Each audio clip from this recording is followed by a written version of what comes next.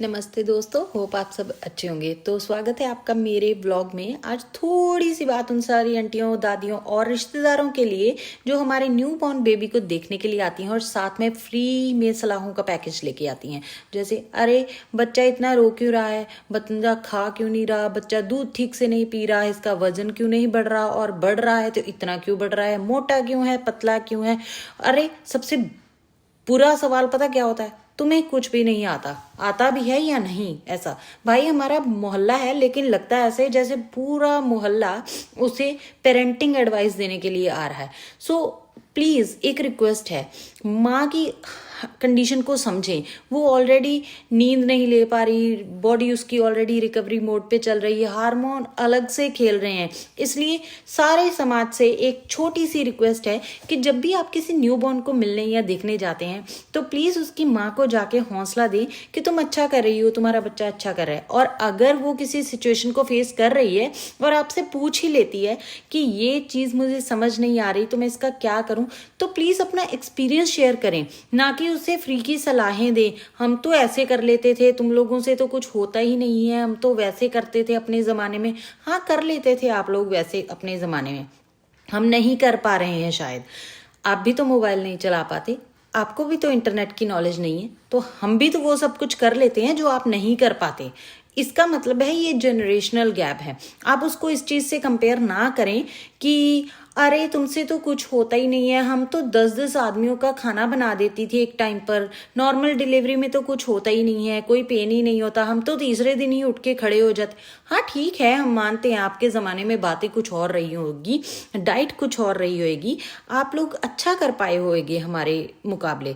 But अब ज़माना change है, डाइट चेंज है, हम लोग कोशिश करते हैं कि हम अपनी तरफ से बेस्ट करें। और मुझे लगता है कि आजकल की मम्मियाँ कर भी बेस्ट ही रही हैं। मैं सच्ची में अगर पुराने बच्चों के साथ अपने बच्चों को कंपेयर करूँ, आजकल के बच्चों को कंपेयर करूँ, मम्मियाँ फार बेटर कर रही हैं। हम अपने बच्चों को सारा दिन चिप्स नहीं खिला रहे, हम अपने बच्चे को अगर एक्सक्लूसिवली ब्रेस्ट फीड पे रख रहे हैं ना, तो हमें पता है कि मार्केट में ऐसे बहुत सारे प्रोडक्ट्स आते हैं जिनसे हम अपनी डाइट को कंट्रोल करके अपने ब्रेस्ट मिल्क को अकॉर्डिंगली बढ़ा सकते हैं, या अपने बच्चे को सही प्रोपोर्शन में दे सकते हैं। अपना ब्रेस्ट मिल्क हम एक्सप्रेस कर सकते हैं, अपना ब्रेस्ट मिल्क हम पंपिंग करके उसको अपना ही दूध पिला सकते हैं। इसमें कुछ ऑफेंडेड नहीं है, हम स्टिल उन्हें अपना ही दूध पिला रहे हैं। और अगर कोई मदर नहीं भी पिला पा रही तो इसमें भी ऑफेंड होने की बात नहीं है। अरे भाई उसके लिए नहीं कंफर्टेबल होगा, मे भी उसके अपने कुछ इशू रहे हों, तो आप लोगों से सिर्फ एक रिक्वेस्ट है कि जब भी आप किसी के बच्चे को देखने जाती हैं तो बहुत सारा प्यार लेके जाएं उनके लिए।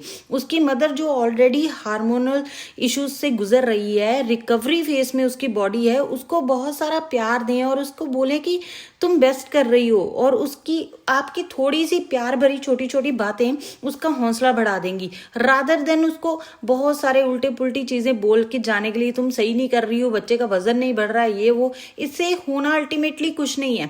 वो बेचारी ऑलरेडी डिप्रेस है और वो थोड़ी और डिप्रेस हो जाएगी, और इस डिप्रेशन से वो ऑटोमेटिकली अपनी बॉडी को भी हार्म करेगी। ना तो वो खुद का ठीक से ख्याल रखेगी, उसका दिमाग भी जो पहले से ही उसका ब्रेन इन चीज़ों में है, नई मदर है, कैसे अपने बच्चे का करूं, कैसे उसकी केयर करूं, कैसे उसको बेस्ट दूं। हर मदर अपने बच्चे को बेस्ट ही देना चाहती है।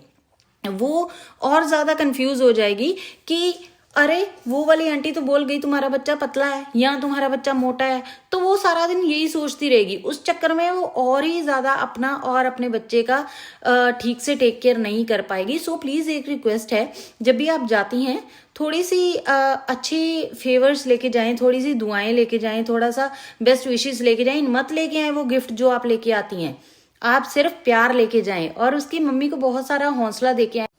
आपके इस छोटे से जेस्चर से होने पता क्या वाला है, होने वाला ये है कि वो थोड़ा स्ट्रेस में कम जाएगी और वो अपनी हेल्थ पे और अपने बच्चे की हेल्थ पे थोड़ा ज़्यादा कंसंट्रेट करेगी। हाँ ठीक है, हम लोग ऑस्ट्रेलिया में रह रहे हैं, इतनी कोई इशू नहीं आ रहा हमें ये वाला।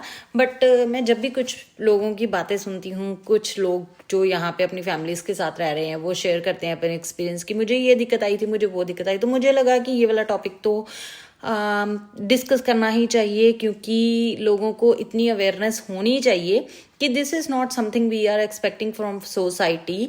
हमें आगे बढ़ना चाहिए, अपनी सोच को आगे लेके जाना चाहिए। सारा दिन ये मम्मी, सास, ससुर, ननद, ये वाले झगड़ों से आगे बढ़ना चाहिए थोड़ा सा, और कोशिश करनी चाहिए कि जो नई आपके घर में आई है, और यहाँ ऑब्वियसली मोहल्ले की आंटियों से भी रिक्वेस्ट है कि उनको भी सोचना चाहिए कि ऐसे नहीं होता।